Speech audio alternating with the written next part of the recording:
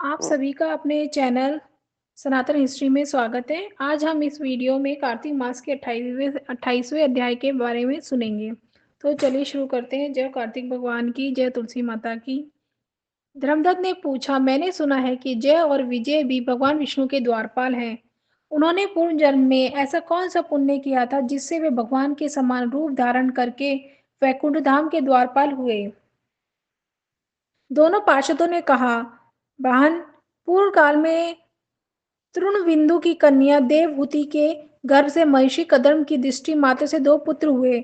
उनमें से बड़े का नाम जय और छोटे का नाम विजय हुआ। पीछे उसी देवहूति के गर्भ से योगधर्म के जानने वाले भगवान कपिल उत्पन्न हुए।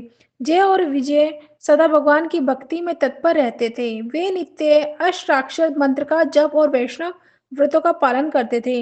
एक समय राजा मरुत ने उन दोनों को अपने यज्ञ में बुलाया।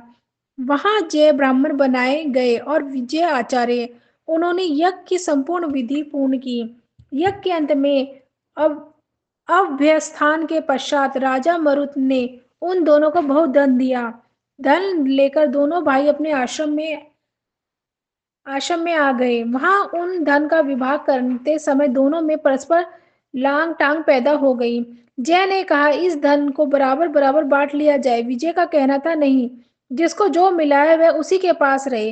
तब जय ने क्रोध में आकर लोभी विजय को श्राप दिया, तुम ग्रहण करके देते नहीं हो, इसलिए ग्रहा अर्थात मगरमच्छ हो जाओ।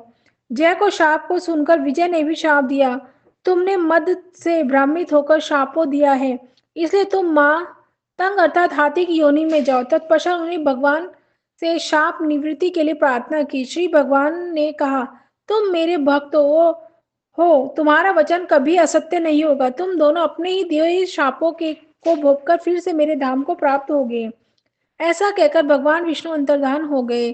तदंतर वे दोनों गंड नदी के तट पर ग्रह और गज हो गए। उस योनि में भी उन्हें पूर्वजन्म का स्मरण बना रहा और वे भगवान विष्णु के तत्पर रहे। किसी समय वह गजराज कार्तिक मास में स्नान के लिए गंड नदी गया तो उस समय ग्रास ने शाप के हेतु स्मरण करते हुए उस गज को पकड़ लिया। ग्रह से पकड़े जाने पर गजराज ने भगवान रमानाथ का स्मरण किया। तभी भगवान विष्णु शंख चक्र और गदा धारण किए वहां प्रकट हो गए। उन्होंने चक्र चलाकर ग्रह और गजराज का उद्धार किया और उन्हें अपने ही जैसे रूप देकर वैकुंठ धाम को ले गए। तब से वह स्थान हरिक्षेत्र के नाम से प्रसिद्ध है।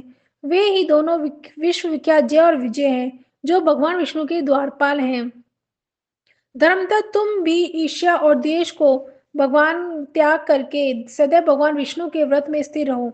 समदर्शी बनो। कार्तिक माघ और वैशाख की महीनों में सदैव प्रातः काल स्नान करो। एकादशी व्रत के पालन में स्थिर रहो। तुलसी के बगीचे की रक्षा करो। ऐसा करने से तुम भी शरीर का अंत होने पर भगवान विष्णु के परम पद को प्राप्त हो जाओगे। भगवान विष्णु को संतुष्ट करने वाले तुम्हें इस व्रत से बढ़कर न यज्ञ है, न दान है, न तीर्थ है, न कुछ और है। विप्रवर, तुम धन्य हो जिसके व्रत के आधे भाग का फल पाकर यह स्त्री हमारे द्वारा वैकुंठ धाम में ले जाई जा रही है। नारद जी बोले, हे राजन, धर्मदत्त को इस प्रकार उपदेश देकर वे दोनों विवाहचारी पार्षद उस कला के साथ वैकुंठ धाम को चले गए। धर्मदत्त जीवन भर भगवान की व्रत से स्थित रहे और देववाहन के बाद उन्होंने अपनी दोनों स्त्रियों के साथ वैकुंठ धाम प्राप्त कर लिया।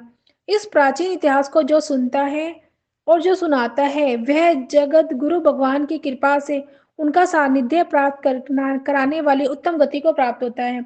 जय हो विष्णु भगवान की, जय तुलसी माता की। इसी के साथ यह अध्याय समाप्त होता है।